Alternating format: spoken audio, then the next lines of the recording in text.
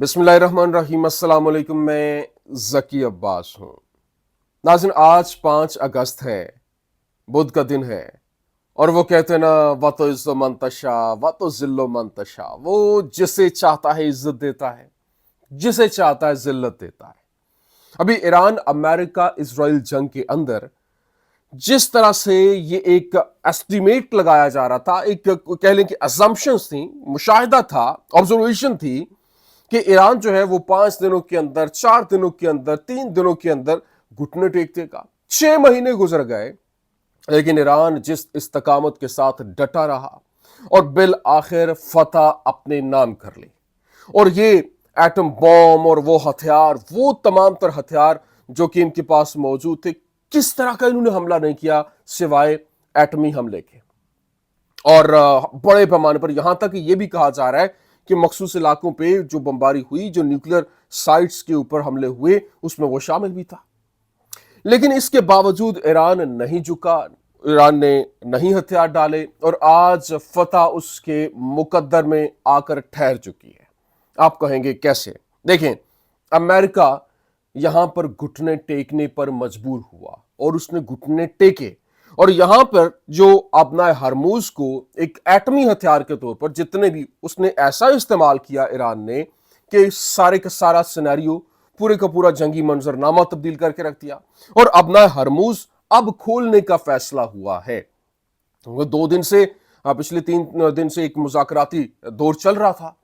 और इस मुज़ाकराती दौर में ईरान ने ऐसी टेबल टर्न की है कि अमेरिका भी ये मानने पर मजबूर हो गया है कि नहीं, अब जंग जो है वो बंद होनी चाहिए। अपना हरमूज खोलने के लिए उसने 4 मुतालिबात ईरान के माने हैं। और ये ऐसे 4 मुतालिबात हैं जिसने पूरे के पूरे सिनेरियो को बदल के रख दिया है। और इसमें 4 मुल्क भी शामिल हैं जिनकी वजह से ये एक जो अपना हरमूज का यूं कह लें कि खोलने का और ये ईरान अमेरिका का मुआहदा जो है वो होता हुआ नजर आ रहा है। अब ये 4 मुआहदे कौन से, 4 जो पॉइंट्स कौन से जो ईरान ने इस जंग के अंदर एडिशनल शामिल किए इस मुज़ाकरात के अंदर। क्योंकि इस वक्त अमेरिका और ईरान के दरमियान जो मुज़ाकरात चल रहे थे, 4 ममालिक की जानिब से इसमें जो है वो अपना भरपूर पार्टिसिपेशन जो है वो दिखाई गई, जिसमें पाकिस्तान था, टर्किया था, सऊदीया था और कतर था। लेकिन यहां पर ये 4 मुतालिबात मंजूर हुए, जिसके बाद अमेरिका के जो बड़े बड़े तज्जियाकार हैं वो ये कह रहे हैं कि अमेरिका यहां पर बुरी तरह से हार चुका और शिकस्त फाज से दो चार हुआ।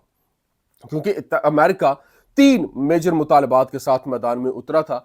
उसने कहा था कि पहला तो ये कि ईरान का जो न्यूक्लियर है वो जिसके ऊपर ये काम करे, ये मुकम्मल तौर पर खत्म हो।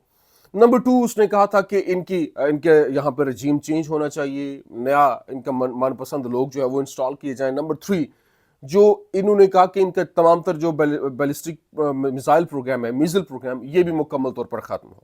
ये तीनों तो वहीं के वहीं हैं। हाँ, अब ना हरमूज के ऊपर मजीद उनको देकर उनको इस पूरे मिडल ईस्ट का वो क्या कहते हैं कि एक नंबरदार बनाकर आप जो है वो चल दिए।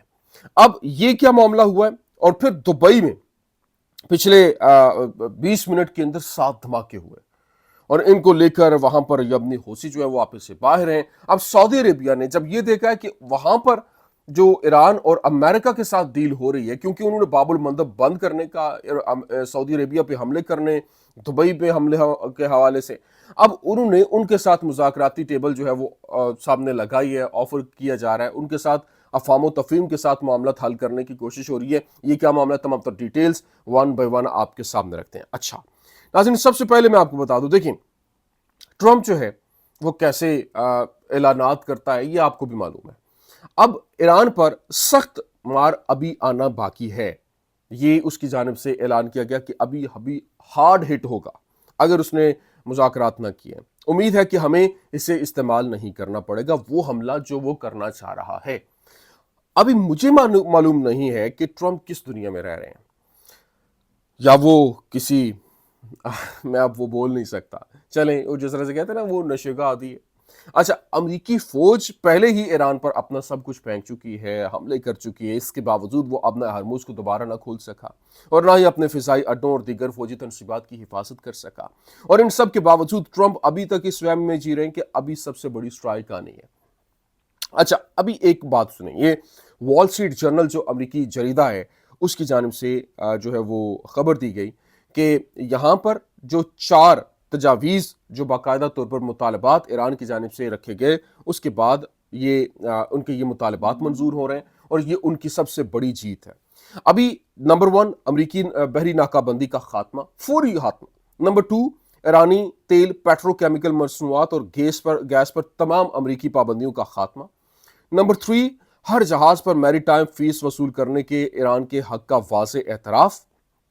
نمبر 4 تمام فریقین کی طرف سے ایران پر تمام حملوں کا مستقل خاتمہ۔ یہ نئے مطالبات موجودہ انتظامات میں سر فہرست ہیں جو ایران کو آبنائے ہرموز کے اندر جانے والی ٹریفک پر مکمل خود مختار کنٹرول اور عمانی پانیوں کے ذریعے باہر جانے والی ٹریفک کی نگرانی فراہم کرتا ہے۔ ابھی جو امریکہ، ایران اور عمان آبنائے ہرموز کو دوبارہ کھولنے کے لیے ایک معاہدے پر پہنچ رہے ہیں جس کا ہدف کل تک ہے، جو ہے وہ آج یا کل یہ فائنلائز ہو جائے گا۔ تو اب جناب والا جو حالات ہیں، 2 علاقائی سورسز اور ایک امریکی اہلکار نے ایکسیوس کو بتایا کہ عبوری معاہدہ عمان اور ایران کے درمیان 60 دن کا عارضی انتظام طے کرتا ہے اور جس میں توسیع کا بھی اختیار ہو سکتا ہے، لیکن ان باؤنڈ بحری جہاز ایرانی پانیوں میں ایک شمالی لین سے خلیج میں داخل ہوں گے، جبکہ باہر جانے والی ٹریفک عمانی پانیوں میں ایک جنوبی لین سے نکلے گی جو ایران کے ساتھ کمیونیکیٹ کر رہے ہوں گے، مربوط ہوگا۔ ان 60 دنوں کے دوران کوئی ٹال یا پھر فیس نہیں لی جائے گی۔ فریقین 30 دن کے اندر درمیانی لین سے بحریہ کی بارودی سرنگیں صاف کریں گے، جس کے بعد درمیانی چینل ایک مستقل انتظام کے تحت دونوں راستوں سے ٹریفک لے جائے گا۔ عمان اور ایران کو ابھی بھی بات چیت کرنی ہے، اور فارم منسٹر اراکچی نے ہفتے کے آخر میں اصولی طور پر اتفاق کیا۔ پھر مشتبہ خامنائی اور سپریم نیشنل سیکورٹی کونسل سے دستخط کی ضرورت تھی، جسے ایرانی قیادت نے آج مکمل کیا۔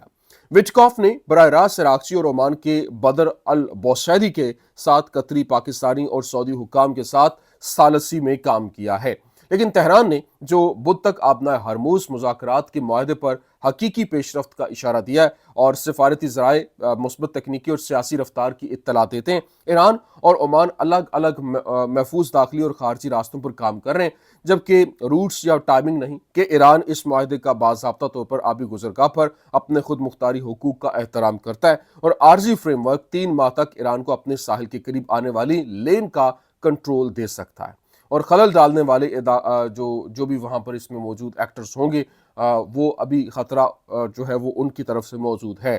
لیکن ابھی 6 ماہ کا تنازع اب اس حد تک کم ہو گیا ہے کہ آیا یہ انتظام ایران کو جائز کہتا ہے؟ یہ اب الجزیرہ یہ بات کر رہا ہے، لیکن یہاں پر ایران آبنائے ہرموز کو دوبارہ کھولنے کے منصوبے پر غور کر رہا ہے، اور یہ ساری کی ساری چیزیں باضابطہ ٹولز عائد کرنے کے بجائے فنڈز، نیویگیشن، ماحولیاتی تحفظ اور تلاش اور پھر بچاؤ کی خدمات کا احاطہ کرے گا، جیسا کہ موجودہ ماڈل آبنائے ملاکا کے اندر جو ہے وہ استعمال کیا جاتا ہے، اور جس کی مبینہ طور پر عمان کی حمایت بھی حاصل ہے، ایک قانونی حل فراہم کر سکتی ہے۔